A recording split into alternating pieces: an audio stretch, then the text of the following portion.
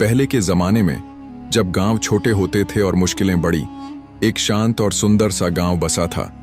चारों तरफ फैले पेड़ों की हरियाली, मिट्टी की खुशबू वाली कच्ची गलियां और सादगी से भरी जिंदगी, यही उस गांव की पहचान थी।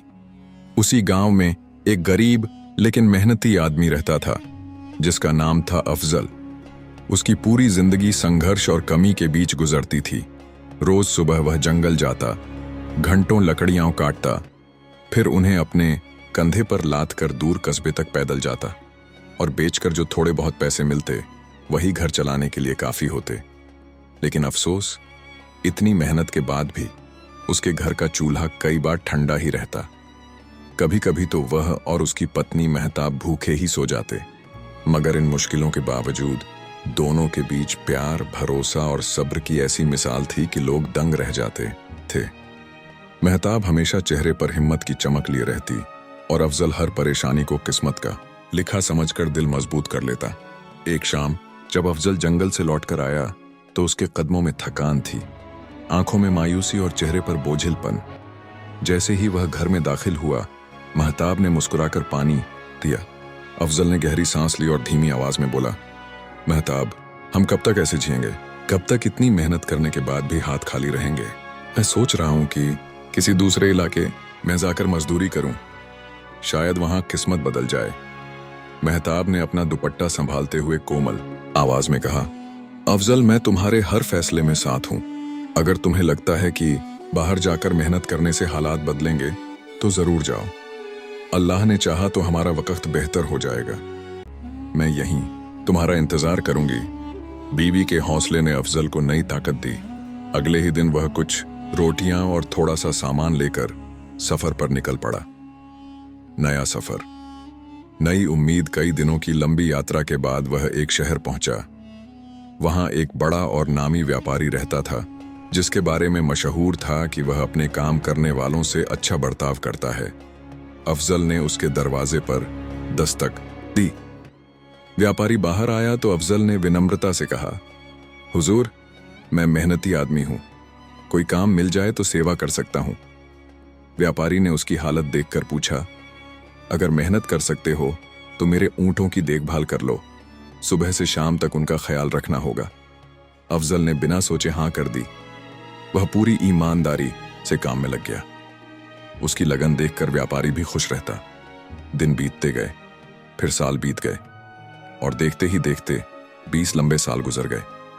जिंदगी की तेज आंधी जैसे उसे एक जगह से दूसरी जगह ले आई थी।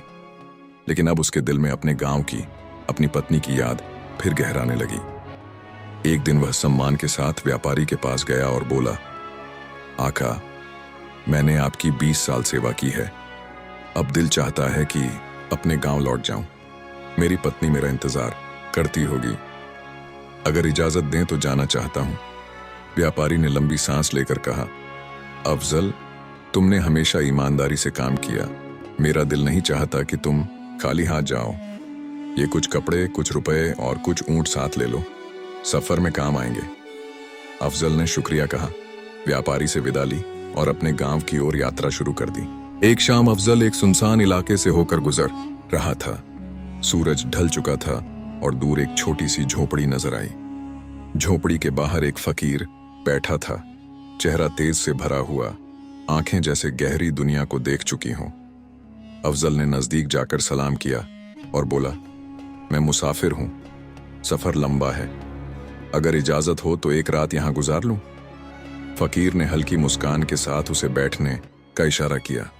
रात थोड़ी और गहरी हुई तो अफजल ने अदब से कहा, बाबा जी, आप तजुर्बेकार लगते हैं, कोई ऐसी बात बताइए जो मेरे सफर में काम आए। फकीर ने आंखें बंद की और शांत आवाज में बोला, नसीहत दूंगा, मगर इसकी कीमत होगी। हर एक सीख के बदले तुम्हें एक ऊंट देना होगा। अफजल चौंका लेकिन फिर संभल कर बोला, अगर बात वाकई कीमती हुई तो एक ऊंट तो क्या, मैं देने को तैयार हूं। उसने पहला ऊंट दे दिया। पहली सीख फकीर ने कहा, जब भी आसमान में तारे सीधी लाइन में चमकते दिखें, तुरंत पहाड़ की तरफ चले जाना। अफजल को यह बात अजीब लगी मगर उसने कुछ नहीं कहा। दूसरी सीख, अफजल ने दूसरी नसीहत मांगी और दूसरा ऊंट दे दिया। फकीर ने कहा, जिस इंसान की बातें मीठी हों मगर आंखों में अनोखी सी चमक हो, उससे सावधान रहना। ऐसी चमक खतरे की निशानी होती है। अफजल के मन में फिर सवाल उठे, मगर वह चुप रहा।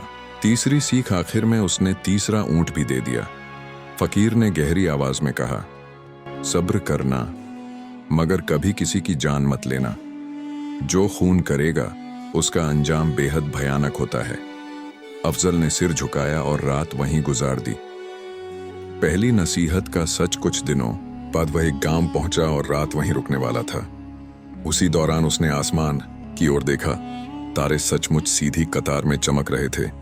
उसे फकीर की बात याद आ गई। वह तुरंत अपना सामान लेकर नजदीकी पहाड़ की तरफ चढ़ गया। सुबह जब उसने नीचे गांव को देखा तो उसकी आंखें फैल गईं। पूरा गांव पानी में डूब चुका था। अगर वह पहाड़ पर न जाता तो जिंदा न रहता। दूसरी नसीहत का सच आगे सफर जारी रहा। शाम ढली तो एक अमीर आदमी का घर नजर आया। अफजल ने दरवाजा खटखटाया। वह आदमी बहुत गर्मजोशी से मिला। खाने से लेकर सोने तक हर चीज का शाही इंतजाम किया, लेकिन उसकी आंखों में वही अजीब चमक थी। अफजल की रूह कांप गई। उसे दूसरी नसीहत याद आ गई। रात को उसने बिस्तर पर न सोकर दूर कोने में छिपकर बैठ गया। कुछ देर बाद उसने देखा वही मेहमान नवाज आदमी तेज चाकू एक रूसी बिस्तर पर बार बार वार कर रहा था। अफजल का दिल कांप उठा। अगर वह नसीहत न मानता, आज वह मर चुका होता। तीसरी नसीहत, सबसे बड़ी परीक्षा आखिरकार। लंबा सफर तय करके वह अपने गांव पहुंचा, लेकिन जैसे ही वह घर के पास पहुंचा, उसका दिल धड़कना भूल गया। उसने देखा उसकी पत्नी चारपाई पर एक नौजवान के साथ लेटी हुई है।